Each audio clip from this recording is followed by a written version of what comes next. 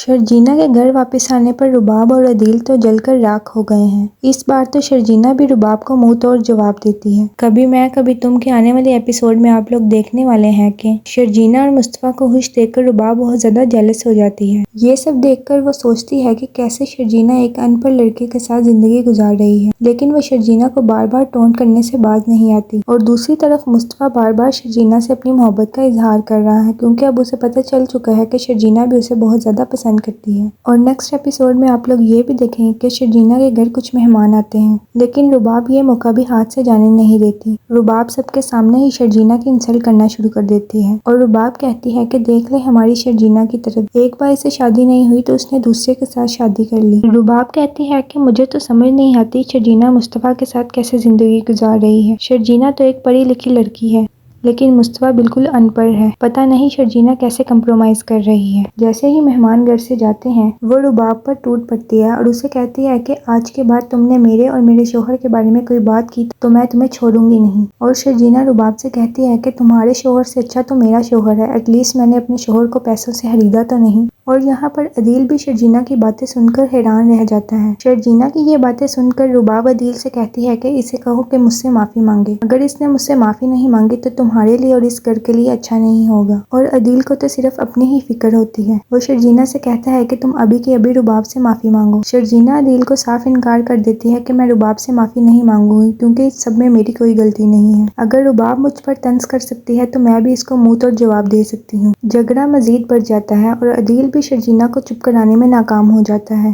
اور جیسے ہی مصطفیٰ گھر پر آتا ہے اور یہ سب دیکھتا ہے تو عدیل سے کہتا ہے کہ آپ میری بیوی کی انسلٹ نہیں کر سکتے، میں نے کسی کو اجازت نہیں دی کہ کوئی شرجینا کی انسلٹ کرے، اور شرجینا رباب سے معافی نہیں مانگے گی۔ یہاں پر مصطفیٰ اور عدیل کی لڑائی شروع ہو جاتی ہے اور دونوں بھائی ایک دوسرے کا گریبان پکڑ لیتے ہیں اور دونوں ہی اپنی اپنی بیویوں کی وجہ سے لڑ رہے ہوتے ہیں۔ یہاں پر شرجینا مصطفیٰ کو روکنے کی کوشش کرتی ہے، لیکن مصطفیٰ سے یہ سب برداشت نہیں ہوتا کہ کوئی اس کی انسلٹ کرے۔